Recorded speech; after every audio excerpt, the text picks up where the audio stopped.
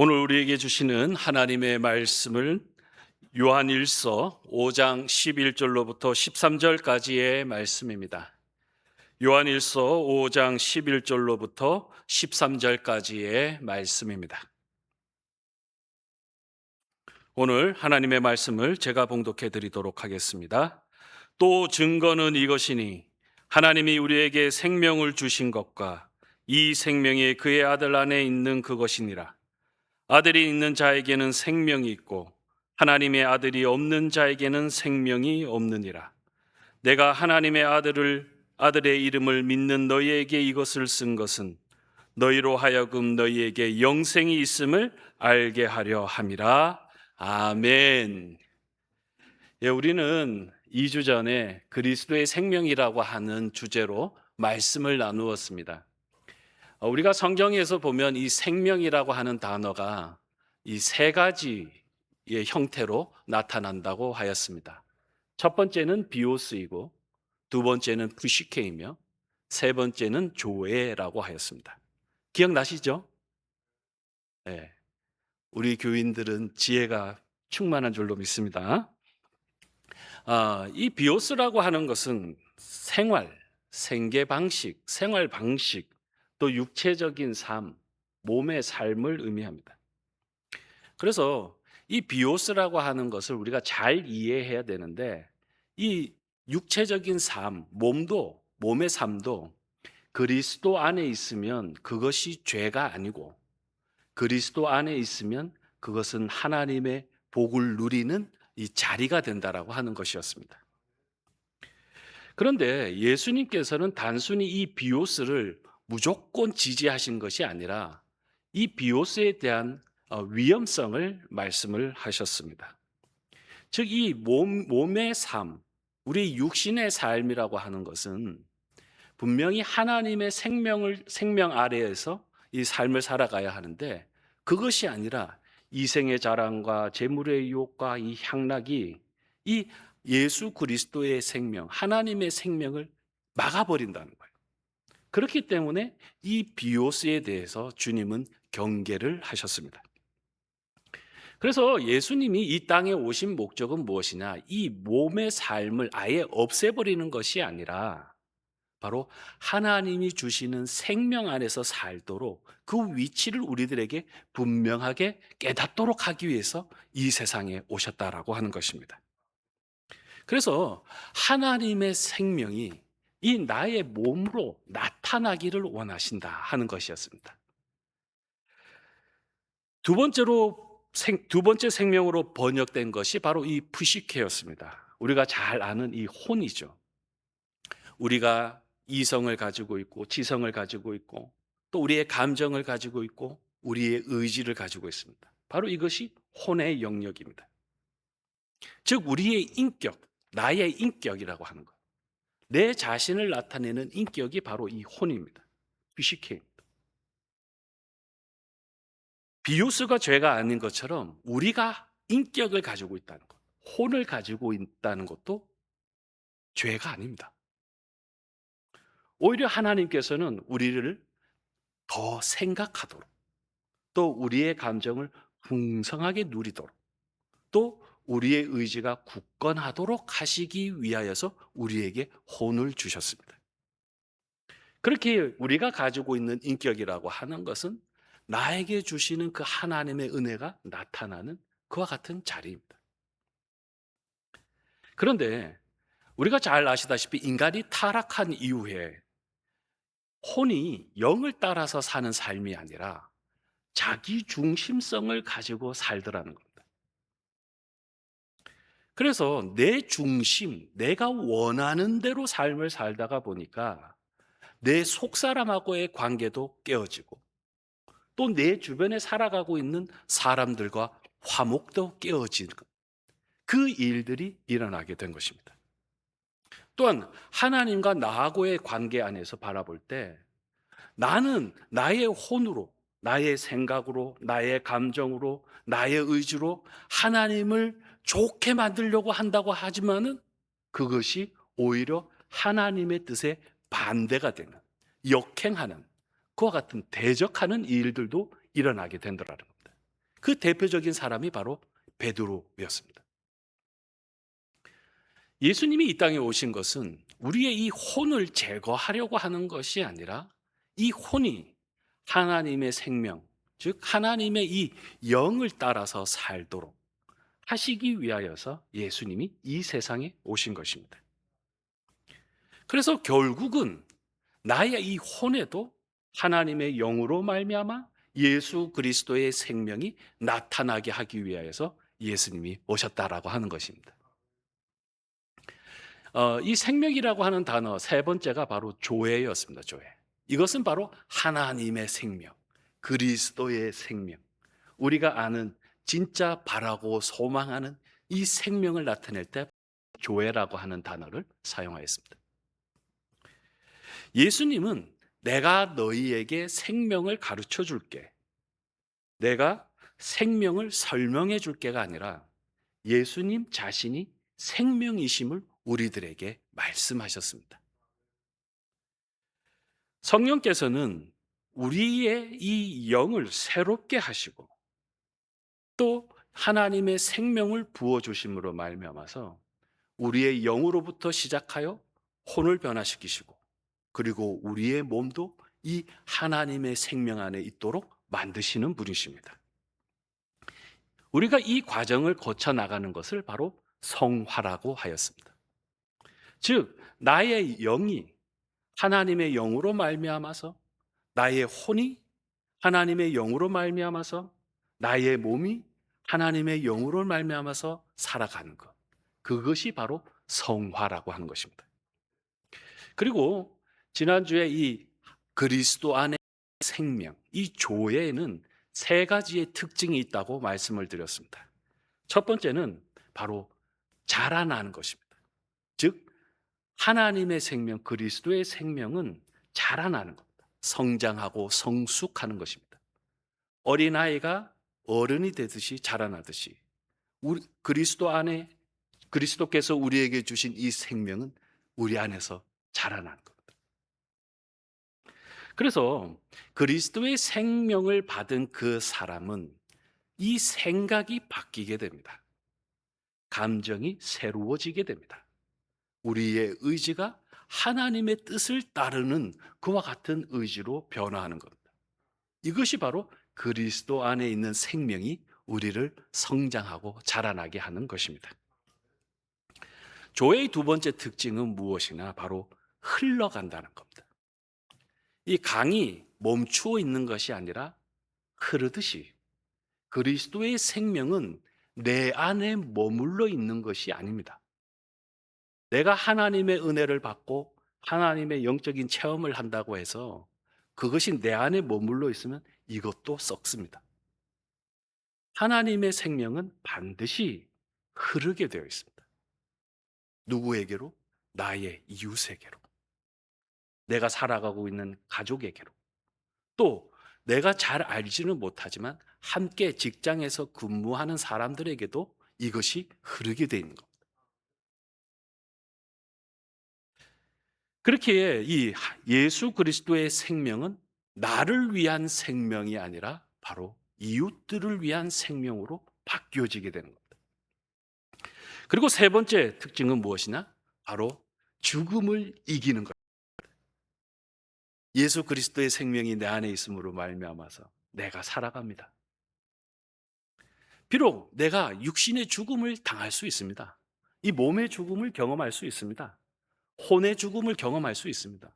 그것이 인생입니다. 그러나 예수 그리스도께서 우리에게 주신 그 생명은 내가 내 안에 주님이 있고 주님 안에 내가 있기 때문에 그것이 있기 때문에 우리는 육신의 죽음을 경험하고 이 혼의 죽음을 경험하더라도 주님 오시는 그때에 우리는 다시 다 부활하게 되어 있는 것입니다. 그래서 영원히 주님과 함께 살아가는 것. 그것을 누릴 수 있는 이유가 뭐냐? 바로 주님은 우리에게 이 조회라고 하는 그리스도의 생명을 주셨기 때문이라는 것입니다. 그렇게 우리가 그리스도의 생명을 소유하고 있다라고 하는 것은 우리를 기쁘게 만듭니다. 우리를 자랑스럽게 만듭니다. 우리에게 소망을 줍니다. 죽음의 공포에서부터 우리는 자유케 되는 것입니다. 오늘 여러분, 저와 여러분들 가운데는 이 그리스도의 생명이 있는 줄로 믿습니다. 믿습니다. 예. 우리가 이 그리스도의 생명을 가지고 있다면 바로 우리는 세상을 이기는 사람이 됩니다. 또한 나를 통하여서 내 자신이 새로워지게 됩니다. 또한 나만 새로워지는 것이 아니라 내 주변에 함께 살아가고 있는 우리 옆에 계신 성도님들도 살아나게 되고, 또 우리의 가정도 살아나게 되고, 우리의 직장도 살아나는, 우리가 살아가고 있는 그 삶의 공동체가 살아나는 역사들이 일어나게 되는 것입니다. 오늘 말씀을 듣고 계신 우리 여러분, 그리스도의 생명이 있음을 기뻐하시기를 축복합니다. 또한 그 생명이 나에게만 머무는 것이 아니라 이웃들을 향하여 흘려보내는 하나님의 귀한 축복의 통로들이 되기를 축원드립니다. 이제 오늘의 본 말씀이 시작이 되는 겁니다. 예. 이 조회의 세 가지 특성 다음에 오늘 우리가 나누어야 될 주제는 무엇이냐?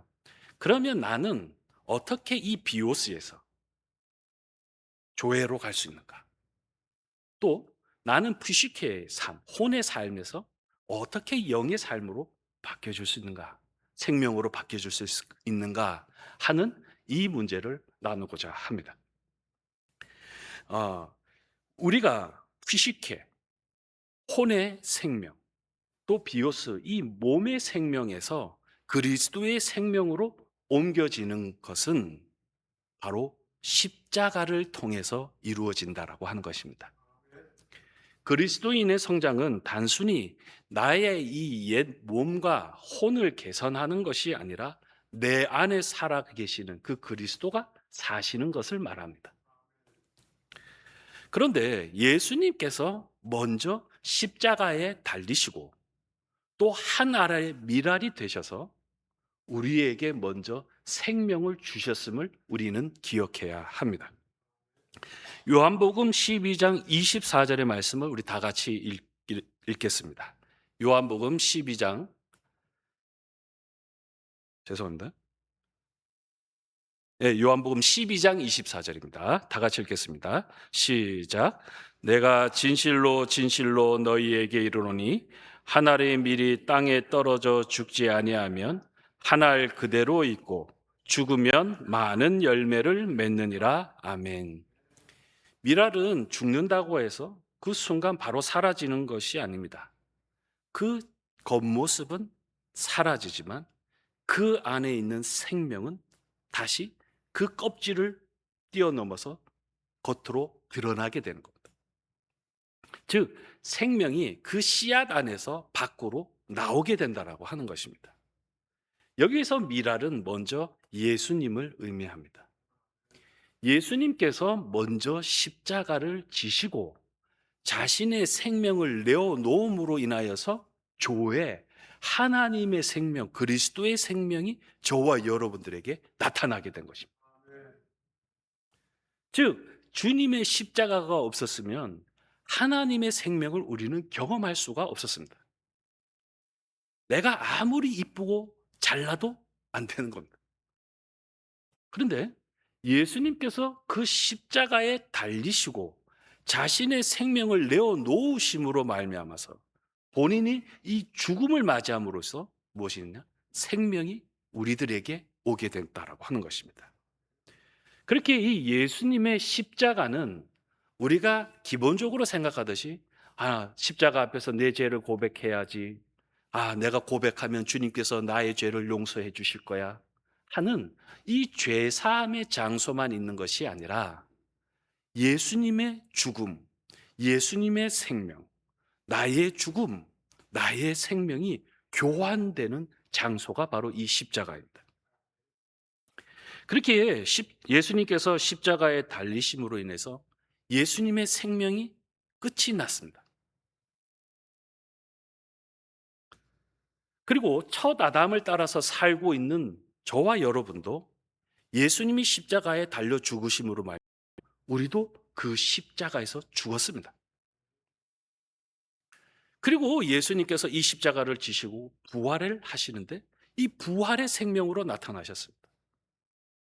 마찬가지로 우리가 예수 그리스도를 나의 구주로 믿고 그분을 나의 구주로 고백하는 순간 무엇이 일어나느냐? 우리에게도 이 부활이 일어나게 된 것입니다.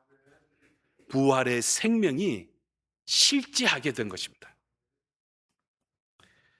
그렇기에 예수님의 죽음과 나의 죽음이 만나는 자리, 예수님의 부활이 나의 부활이 되는 것이 그 만나는 시작점이 바로 이 십자가 아래에 있는 것입니다. 고린도후서 4장 10절의 말씀을 우리가 다 같이 한번 읽어보도록 하겠습니다. 고린도후서 4장 10절의 말씀입니다. 다 같이 읽겠습니다. 시작. 우리가 항상 예수 죽인 것을 몰매 짊어짐은 예수의 생명도 우리 몸에 나타나게 하려 함이라. 아멘. 우리가 예수님을 죽인 것, 그 죽음을 우리가 기억하고 있는데요. 그것을 짊어지고 살아가는데요. 그런데 그 죽음도 나의 몸에서 나타나는 것이고 예수님의 생명도 나의 몸에서 나타나게 됐다라고 하는 겁니다. 그렇기에 십자가와 부활은 분리되어 있는 것이 아니라 하나입니다. 동전의 양면처럼 되어 있는 겁니다. 그리스도인에게 만약 예수님의 십자가만 있고 부활이 없었다면 이 십자가는 절망의 상징이 될 것입니다. 고통의 상징이 될 것입니다. 그런데 이 십자가가 예수 그리스도의 부활을 나타내는 그 시작이 되었기 때문에 우리는 십자가를 보면서 예수님의 죽음을 바라보지만 그 이후에 무엇이 있느냐?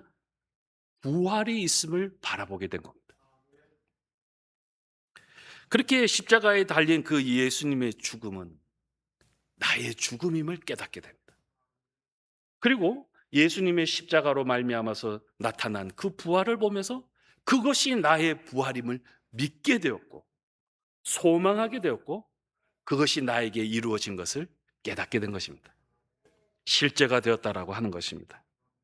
즉 이처럼 십자가는 우리의 옛 자아와 예수님의 그 형상이 만나는 자리입니다.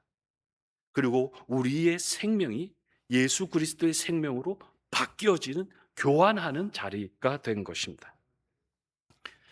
우리가 이 십자가라고 하는 사건을 단순히 과거에 2000년 전에 일어났던 사건으로만 생각하지 않습니다. 오늘날 우리의 삶의 자리에서도 이 십자가는 끊임없이 우리에게 나타나고 있습니다. 우리가 십자가를 경험한다라고 하는 것은 다음과 같은 경우에 자주 일어나게 됩니다. 우리가 가지고 있는 혼, 즉 나의 생각과 나의 생각이 다른 그 사람을 만날 때 십자가가 나타나게 됩니다. 내가 느끼는 감정과 다른 감정을 느끼는, 반대되는 감정을 느끼는 사람을 만날 때 우리는 십자가를 만납니다. 우리는 이렇게 A로 가야 한다라고 이야기를 하는데 어떤 사람은 B라고 이야기를 합니다. 그리고 둘 다 의지적으로 싸웁니다. 그때 무엇을 발견하게 됩니까? 주님의 십자가를 발견하게 됩니다. 이처럼 내가 누군가와 다투거나 누군가를 싸워서 이 사람이 잘못했음에도 불구하고 내가 용서할 수 없을 때, 또 내가 내 자존심을 내려놓아야 할 때, 또한 내 계획이 아니라 상대방의 계획을 따라가야 할 때 우리는 무엇을 발견합니까? 이 주님의 십자가를 발견하게 됩니다. 우리가 이 십자가를 만난다라고 하는 것은 하나님께서 우리들에게 고통을 주시기 위함이 아니라 바로 나의 혼, 나의 생각과 나의 감정과 나의 의지를 내려놓아라고 하는 그 훈련의 과정으로서 우리는 만나게 되는 것입니다. 십자가를 만나면 사람들은 살기 싫어합니다. 아유, 살맛 안 난다. 아유, 죽고 싶다. 그렇게 이야기를 합니다. 또 어떤 사람은 자신의 자존심을 내려놓는 것 아주 수치스럽게 생각을 합니다. 내가 어떻게 내 자존심을 내려놓고 살아? 내 말이 틀린 것도 아닌데 합니다. 어떤 사람은 이 십자가를 만날 때 화가 납니다. 어떤 사람은 슬픕니다. 어떤 사람은 이 세상에 소망이 없다고 이야기를 합니다. 그런데 주님이 우리에게 주시는 그 십자가는 내 생명을 포기하는 것이 아니라 바로 우리의 혼을 훈련시키기 위함이라는 것을 우리는 반드시 기억해야 하겠습니다. 또한 내가 이 십자가를 만날 때, 그리고 내 생명을 포기하려고 하는 그 순간까지 내려갈 때, 그때부터 누가 역사하시냐? 예수님이 역사하십니다. 그리고 참 하나님의 생명이 무엇인지 우리의 혼을 다스리시고 훈련시키는 그와 같은 과정임을 우리는 깨닫게 되는 것입니다.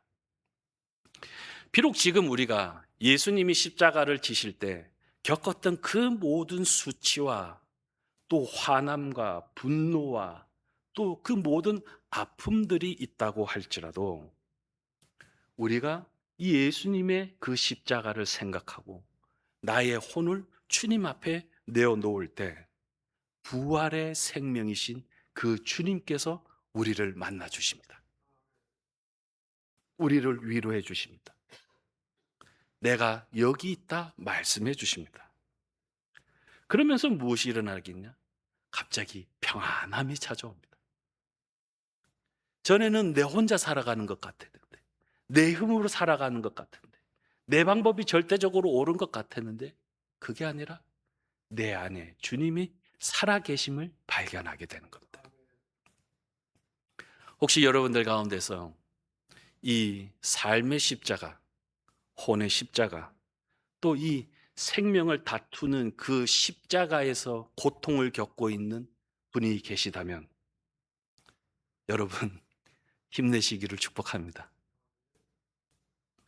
여러분은 지금 세상이 알지 못하는 하나님의 위대한 훈련 가운데 계십니다.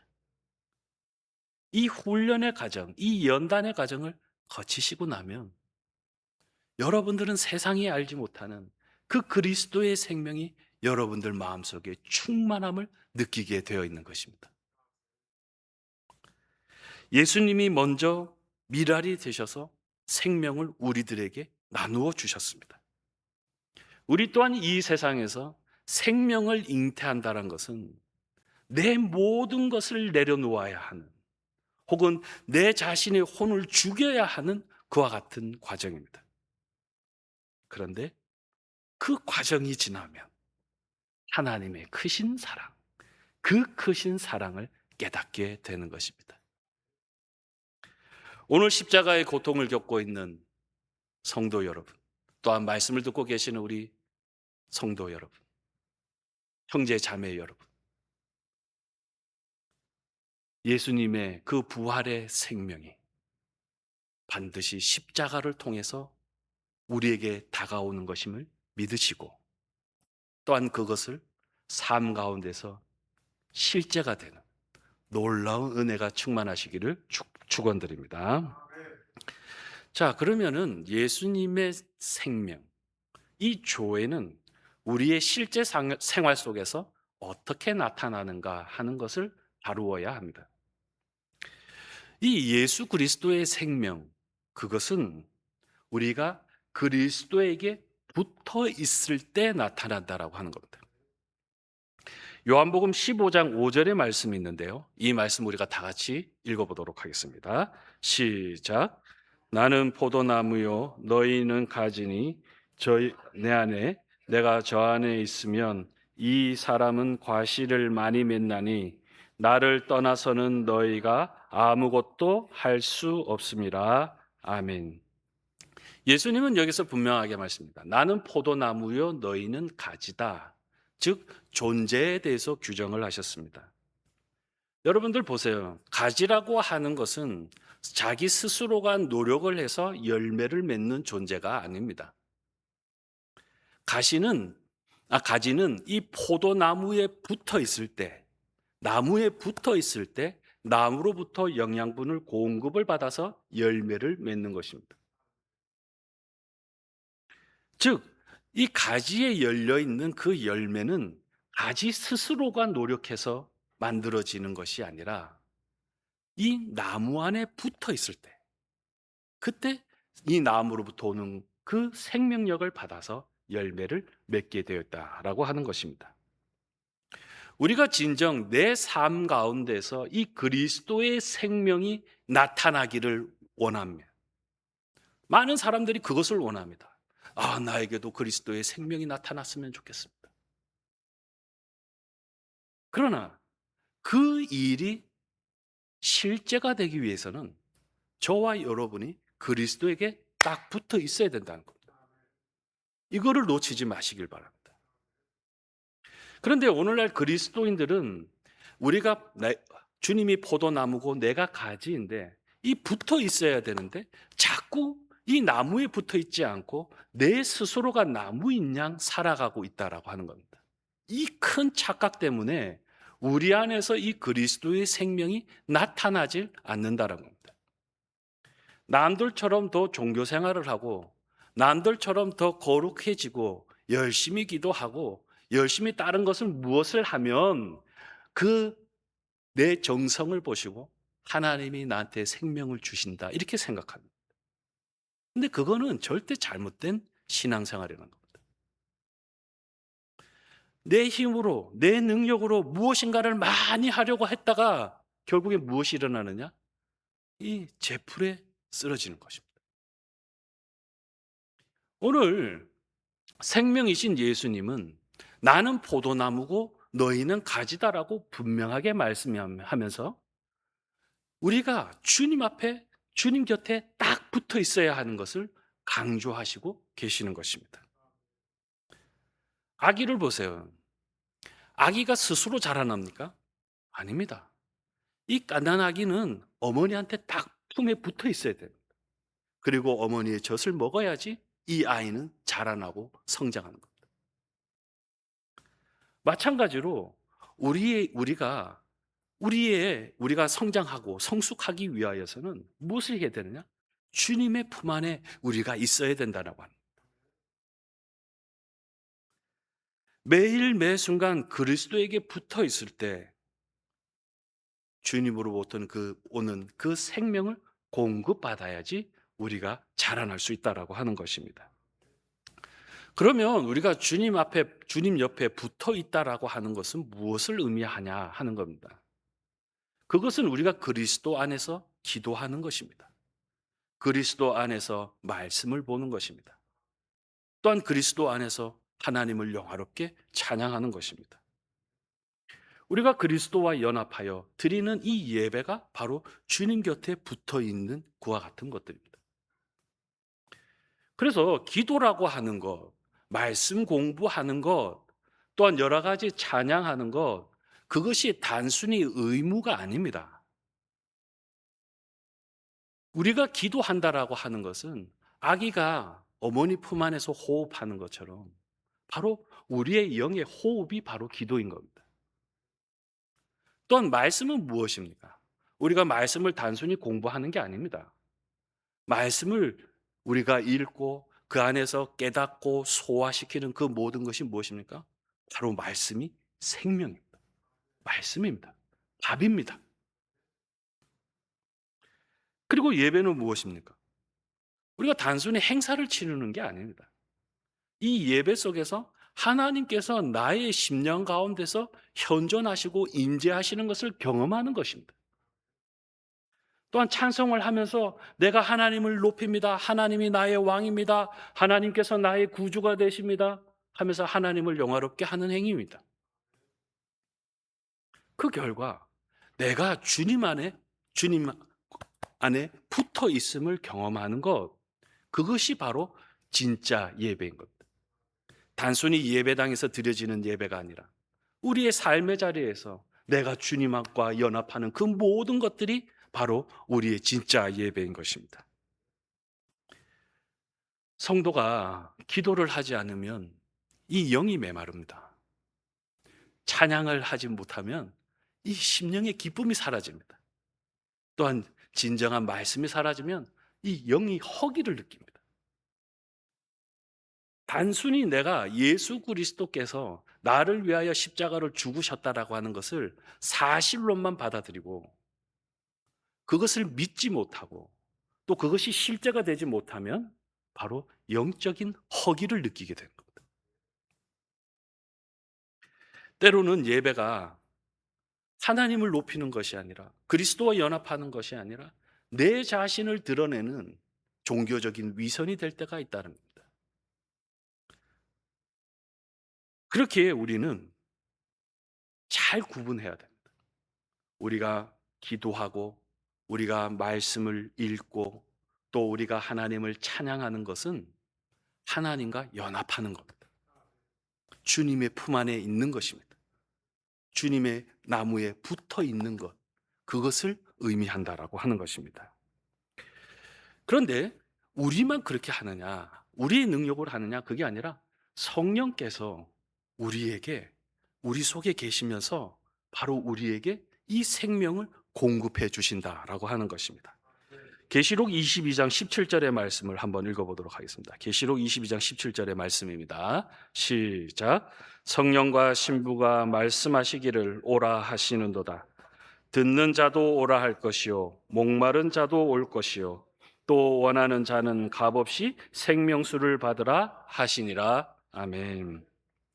성령께서 말씀하십니다. 와서 이 생명수를 받으라. 그 말이 무엇이겠습니까? 성령 하나님께서 우리에게 이 그리스도의 생명, 하나님의 생명을 공급해 주시는 분이심을 우리들에게 말씀하고 있다라고 하는 겁니다. 우리가 어떠한 종교적 행위에 머물러 있는 것이 아니라 진짜 그리스도의 생명을 경험할 수 있도록 성령 하나님께서는 지금도 살아서 역사하고 계심을 우리들에게 증거하고 있다라고 하는 겁니다. 여러분들, 이 전구라고 하는 것이 있습니다. 이 전구가 빛을 내기 위해서는 전기가 통해야 합니다. 마찬가지로 성도가 빛을 발하는 삶을 살기 위해서는 바로 이 전기, 이 성령이 공급해 주시는 생명을 공급받아야 하는 겁니다. 내 존재 자체가 빛이 되고 소금이 되는 것은 나의 혼의 영역 속에 있는 것이 아니라 바로 하나님이 공급해 주시는, 성령 하나님께서 공급해 주시는 이 생명이 재료가 될 때 우리가 빛이 되는 것이고 우리가 소금이 되는 것입니다. 그렇게 신앙생활이라고 하는 것은 억지로 내가 스스로 하는 것이 아니라 하나님으로부터, 성령님으로부터 공급받는 힘으로 하는 것입니다. 빌립보서 2장 13절에 보면은 다음과 같은 말씀이 있습니다. 너희 안에서 행하시는 이는 하나님이시니 하는 이 말씀입니다. 우리가 내가 해야 된다고 생각하지만 그것이 아니라 하나님이 우리 안에서 행하고 계신다 하는 겁니다. 성령 하나님께서 우리 안에서 행하고 계신다 하는 겁니다. 그렇게 하나님은 우리에게 명령만 하시는 분이 아니라 우리를 너무나도 잘 아시고 우리에게 필요한 것이 무엇인지를 너무나도 잘 알고 계셔서 바로 이 그리스도의 생명, 하나님의 생명을 우리들에게 공급하고 계시고 또 그것을 경험하지 못하고 있는 사람들에게 이 생명을 나눠주고 계신다라고 하는 것입니다. 바로 내 안에 이 성령께서 주시는 하나님의 그 생명, 그리스도의 생명이 존재할 때 우리는 사도 바울의 고백처럼 우리 빌립보서 4장 13절의 말씀처럼 내게 능력 주시는 자 안에서 내가 모든 것을 할 수 있습니다 하는 이 고백을 하나님 앞에 할 수 있고 또 우리가 살아가고 있는 사람들에게 간증을 할 수 있게 되는 것입니다. 바로 내게 능력 주시는 자 안에서 내가 모든 것을 할 수 있습니다. 나에게 생명을 공급해 주시는 하나님이 계시기에 저는 모든 것을 할 수 있는 사람입니다. 이 고백을 할 수 있는 것이 바로 교회, 하나님이 우리에게 주시는 생명의 참된 역사입니다. 두 번째로 이 교회가 어떻게 삶 속에서 나타나는가 하는 것은 바로 우리가 가지고 있는 관계성 안에서 나타난다는 겁니다. 많은 사람들은 영적인 사람을 기도만 하는, 어디 산속에 틀어박혀서 기도하는 사람을 영적인 사람이라고 이야기합니다. 또 어떤 사람들은 네가 가지고 있는 모든 관계가 깨어지고 나면 그때 그리스도의 생명이 나타나게 될 거야라고 말씀을 합니다. 그런데 그것이 아닙니다. 하나님의 생명은 하나님과 나와의 관계 안에서 이루어집니다. 또한 나와 이웃들과의 관계 안에서 이 생명이 나타난다는 겁니다. 마태복음 22장 37절에서부터 40절의 말씀은 바로 예수님께서 우리들에게 주신 새 계명을 말합니다. 우리가 이 말씀을 다 같이 읽도록 하겠습니다. 37절로부터 40절까지의 말씀입니다. 시작.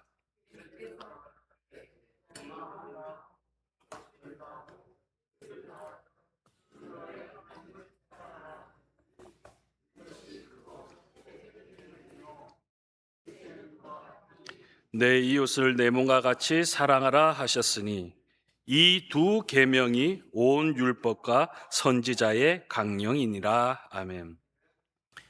예수님은 우리들에게 하나님을 제외하고 너 이웃을 사랑해라 라고 말씀하시지 않았습니다.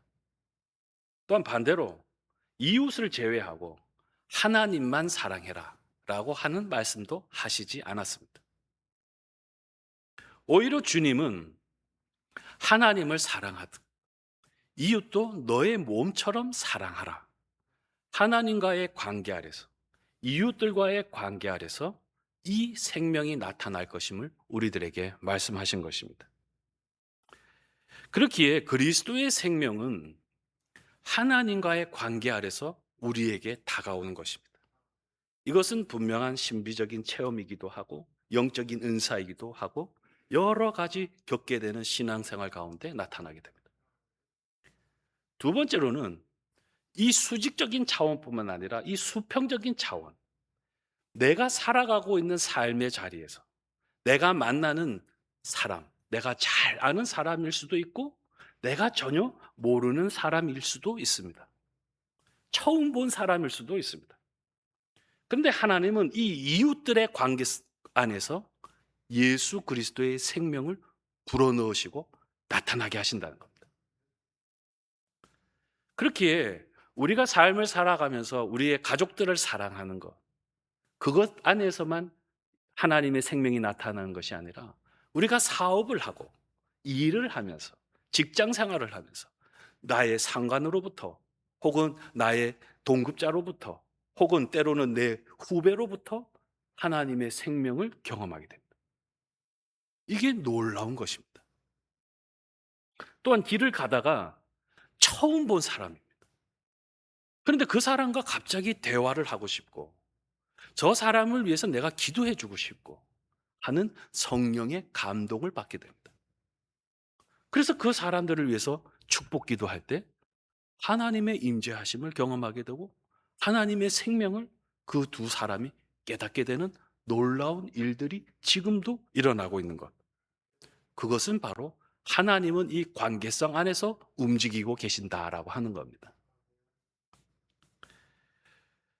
우리는 자칫 잘못하면 내가 하나님과의 관계 아래서만 하나님의 은사를 깨닫고 하나님의 그 신비적인 환상을 보고 하면 좋은 것 같습니다. 하나님의 생명을 느끼는 것 같습니다. 그런데 그것은 한순간입니다. 하나님께서 주시는 진정한 생명은 반드시 이웃을 향하여 흘러가도록 만드십니다. 우리가 신비적인 체험을 할 때가 있습니다. 은사를 받을 때가 있습니다. 또 말씀 공부가 너무나도 기쁘고 그것이 생명처럼 느껴질 때가 있습니다. 또한 봉사를 하면서 삶의 보람들을 느낍니다. 그런데 여기에서 자칫 잘못하면 우리가 이 영적인 교만함에 빠져서는 안 된다라고 하는 겁니다. 오직 하나님과 나하고의 관계성 안에서만 신앙생활을 하다가 보면 이웃이 빠져 있습니다. 내 주변에 살아가고 있는 사람들의 고통이 하나도 보이질 않습니다. 나는 편안하고 나는 즐겁고 나는 행복한데 갑자기 내 주변에 있는 사람들은 고통스러운 겁니다. 그 일이 나타나는 것이 무엇이냐? 바로 하나님과의 관계성 아래서는 이 영적인 은혜들을 받고 살아가는데 내 주변에 있는 사람들에게 이 관계성 안에서 그리스도의 생명을 주지 못하니까 거기에서 문제들이 발생하게 되는 겁니다. 내가 하나님과의 관계 안에서만 생명을 받는다고 하면 그것은 나 자신을 위한 하나님의 은혜입니다. 그런데 그리스도의 생명은 내 안에만 머물러 있는 것이 아니라 반드시 이웃을 향하여서 흐른다는 겁니다. 진정한 생명의 역사는 바로 에스겔서 47장에 보면은 성전 문지방에서 흘러나오는 물에 대한 이 환상 속에서 잘 드러나고 있습니다. 에스겔 47장에 보면은 이 성전 문지방, 문지방이 있죠. 거기에서부터 물이 흐르기 시작합니다. 그런데 이 물이 점점점 계속해서 흐르다가 보니까 사람의 발목까지 오게 됩니다. 그런데 더 흐르니까 무릎까지 오게 됩니다. 그리고 나서 허리까지 오게 되고 나중에는 건널 수 없는 강이 되었다라고 합니다. 그리고 이 물은 건널 수 없는 강으로서만 존재하는 것이 아니라 아라바 광야라고 하는 이 생명이 살지 못하는 그 광야에도 흐르게 됩니다. 그리고 우리가 잘 아는 사해 바다가 있죠, 그죠? 죽어 있는 바다. 이 소금기가 가득한 바다입니다. 거기에는 생물이 살 수가 없습니다. 그런데 이 물이 성전 묻지방에서 흐르는 물이 흘러서 사해까지 이르게 됩니다. 근데 그때 무슨 일이 일어나냐? 그 죽음이 다 사라지고 그 안에서 생명이 자라나고 생명이 잉태하고 결국에는 생명들이 가득하게 사는 바다로 바뀌는 것이 바로 이 에스겔 47장에 나오는 이 환상입니다. 이 환상에 대한 해석은 어떻게 되느냐? 이 성전 물지방으로부터 흘러나오는 물, 그거는 그리스도의 생명, 하나님의 생명. 근데 그 생명이 내 자신의 영육혼에 있어서 발목까지만 옵니다. 처음에는 발목까지 옵니다. 처음부터 충만하게 임하는 것이 아닙니다. 그런데 그것이 발목에서 무릎이 되고 허리가 되고 그 다음에 건널 수 없는 강이 됩니다. 그러면서 무엇이냐? 내 존재가 완전하게 그리스도의 생명으로 충만해지는 역사가 일어난다라고 하는 겁니다. 그런데 그것이 거기에서만 멈추는 것이 아니라 아라바 광야. 이 광야라고 하는 것은 생명이 절대 살아갈 수 없는 것입니다. 아라바 광야가 의미하는 것은 무엇이냐? 내가 판단합니다. 내가 생각합니다.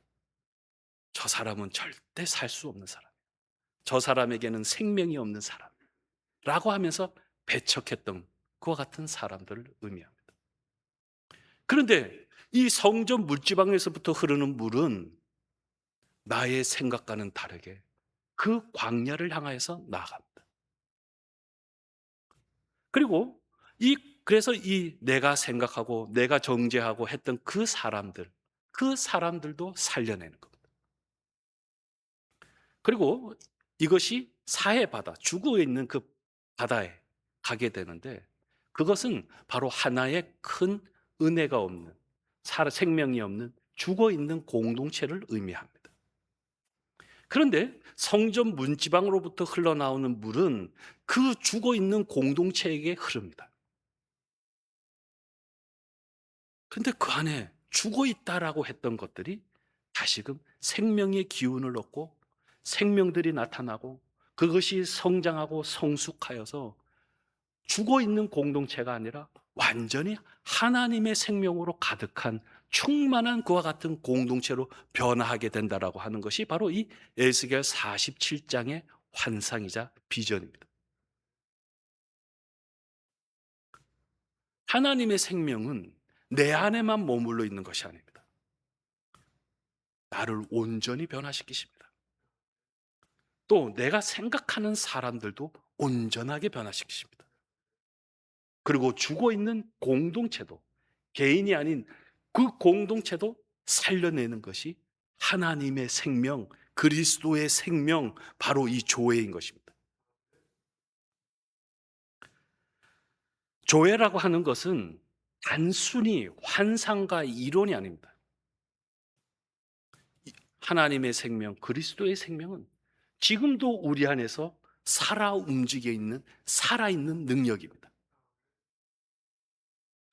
우리가 이 그리스도의 생명을 믿고 받아들이고 또 내 안에서 기도하고 계시는 그 성령님을 통하여서 우리가 생명을 공급받을 때 나뿐만 아니라 내가 생각하지 못했던 사람들도 또 공동체도 살아나게 되는 그와 같은 놀라운 하나님의 뜻이 여기에 담겨져 있는 것입니다.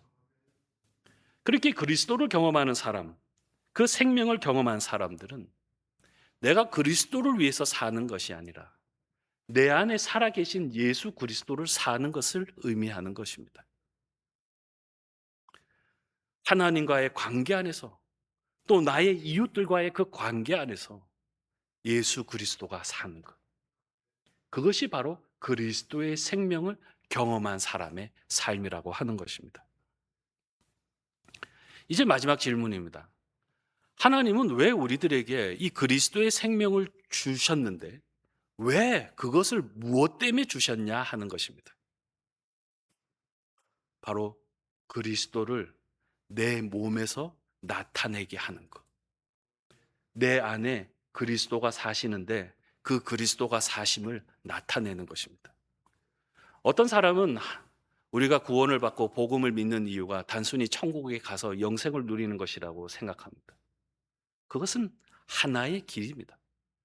그러나 진짜 하나님께서 그리스도께서 그 십자가에 달려서 부활의 생명을 저와 여러분에게 주신 이유는 무엇이냐? 바로 하나님의 형상을 본받아 살게 하시기 위함이라는 겁니다. 즉 예수 그리스도의 생명이 나의 형상 안에서 모양 안에서 나타나게 하기 위하심이라는 겁니다. 우리는 신앙생활을 하면서 문제에 집중할 때가 있습니다. 여러 가지 나타나는 고난, 고통에 집중할 때가 있습니다. 그래서 하나님 앞에 하나님 나 이 기도 좀 들어주세요. 하나님 힘들어요. 고통스럽습니다. 죽고 싶습니다. 하는 기도들을 할 때가 있습니다. 또는 어떤 분들은 부정적인 기도가 아니라 긍정적인 기도를 합니다. 하나님 저의 사업을 더욱더 번성케 하여 주시고 우리 자녀들이 더욱더 하나님 앞에 귀한 사람 되게 해달라고 기도합니다. 그런데 하나님께서는 우리의 문제를 해결하는 것보다 우리 안에 그리스도의 생명 있음을 하나님은 더 원하심을 깨달아야 합니다. 하나님은 단순히 우리의 문제를 해결해 주시는 분이 아니라 주님을 우리에게 주셨다는 겁니다. 우리가 인내하면서 살아야 하는 게 아니라 인내의 그리스도를 주셨습니다. 우리가 사랑을 해야 합니다. 사랑하고 싶습니다. 더욱 사랑해야 되겠습니다. 라고 이야기하는 것이 아니라 사랑이신 그리스도를 우리 마음속에 주셨습니다. 바로 이 조회라고 하는 것. 이 하나님의 생명, 그리스도의 생명입니다. 그것이 우리 마음속에 있다면, 우리의 심령 속에 존재한다면 그것은 자연스럽게 나타나게 되어 있는 것입니다. 우리가 그리스도의 생명에 충만해질 때 성령의 9가지 열매, 사위와 오자양 충원절. 뭔지 아세요? 사위와 오자양 충원절. 성령의 9가지 열매. 사랑과 희락과 화평과 오래 참음과 자비와 양선과 충성과 온유와 절제. 바로 이 성령의 9가지 열매를 풍성하게 맺게 되어 있는 것입니다. 요한계시록 22장 2절과 3절의 말씀을 우리가 다 같이 읽기를 원합니다. 요한계시록 22장 2절과 3절의 말씀입니다. 다 같이 읽겠습니다. 시작.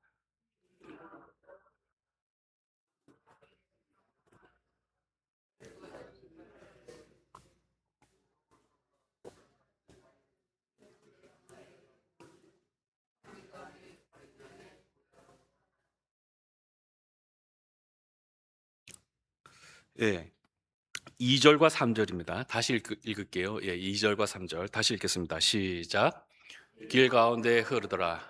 강 좌우에 생명나무가 있어 12가지 실과를 맺히되 다 그 실과를 맺히고 그 나무 잎사귀를 망구를 소성키기 위하여 있더라. 아멘. 보좌가 그 가운데에 있으리니 그의 종들이 그를 섬기며. 아멘. 창세기에 보면은 이 에덴 동산에 생명나무가 있죠. 선악과의 나무가 있는 것처럼 선악을 알게 하는 나무가 있어요. 그런데 이 요한복음 복음서에 보면은 예수 그리스도가 바로 이 생명임을 나타내는 겁니다. 근데 요한계시록 우리의 마지막 최후의 그 모습을 바라볼 때 주님의 보좌 옆으로 바로 이 생명수가 흐르고 생명나무가 있음을 보게 됩니다. 바로 하나님의 철두철미한 그 관심은 내가 잘 되는 것에 있는 것이 아니고 우리 안에 그리스도의 생명이 있기를 원하심을 바로 상징적으로 나타내는 것이 바로 이 생명나무입니다. 처음부터 끝까지 생명에 관한 이야기가 바로 이 우리가 가지고 있는, 우리가 들은, 또 우리가 보고 있는 말씀입니다. 여러분, 저와 여러분에게는 오늘 이 세 가지의 생명이 존재합니다. 비오스의 삶, 즉 내가 무엇을 먹고 무엇을 마시고 내가 어떻게 살아갈 건가에 하는 삶입니다. 혼의 삶입니다. 나는 무엇을 믿고 무엇을 생각하고 무엇을 따르며 무엇을 느끼고 또 무엇을 위하여서 살 것인가, 의지적으로 살 것인가 하는 이 푸시케의 삶입니다. 하나님은 우리에게 이 비오스도 아니고 이 푸시케 혼도 아닙니다. 바로 조회, 그리스도 안에 있는 생명의 삶, 주님께서 그토록 주고 싶어 하신 삶, 생명. 하나님께서 이 세상을 창조하시면서 또 마무리하시는 그 과정 속에서도 항상 두신 그 생명. 하나님의 온 관심은 이 생명에 가득 차 있습니다. 우리가 그리스도의 생명을 느끼고 산다라고 하는 것. 그것은 바로 이 하나님의 뜻을 깨닫고 하나님의 생명을 내 안에서 누리면서 살아가는 삶입니다. 말씀을 듣고 계신 모든 여러분, 그리스도의 생명이 여러분들 심령 속에 충만하게 있기를 축원드립니다. 이제는 무엇을 먹고 마시느냐가 아니라 내가 무엇을 따르고 살 것인가가 아니라 내 안에 계신 살아계신 그리스도를 사는 삶. 예수님의 십자가가 내 속에 나타나는 삶. 예수님의 부활이 내 속에서 나타나는 삶. 그 삶을 살아가기를 축원드립니다. 기도하겠습니다. 우리의 생명이 되시는 하나님 아버지, 은혜와 사랑에 감사를 드립니다. 오늘 그리스도 안에 생명이 있음을 우리에게 깨닫게 하시고 또 그 생명 안에서 살아가는 놀라운 기쁨을 우리들에게 알려주신 것 감사드립니다. 예수 그리스도의 생명이 내 안에서만 머무는 것이 아니라 우리들의 이웃들을 향하여서 흘려보내는 축복의 통로가 되는 우리 모두가 되게 하여 주시옵소서. 내가 생각하고 정죄하고 판단하는 그 사람들에게도 하나님의 생명이 흘러넘치게 하여 주시고 죽어 있다고 판단이 되는 그 공동체 가운데도 하나님의 생명수를 부어 주셔서 온전히 생명이 잉태하고 성장하고 성숙하는 아름다운 공동체로 변화할 수 있도록 주님 역사하여 주시옵소서. 육신의 질병으로 고통을 겪고 있는 우리 성도들이 있습니다. 그들을 위로하여 주시고 주님의 그 십자가 아래서 이루어졌던 놀라운 치유의 역사가 또 생명의 교환이 우리 환우들 가운데도 이루어지게 하여 주시옵소서. 또한 낙심한 자들에게는 위로를 주시고 연약한 자들에게는 새 힘을 주셔서 그리스도 안에서 살아가는 놀라운 은혜의 삶을 결단할 수 있도록 주님께서 그들을 붙잡아 주시고 인도하여 주실 것을 믿습니다. 모든 영광을 하나님 앞에 올려드리며 우리의 생명이 되신 예수 그리스도의 이름으로 기도합니다. 아멘. 이 시간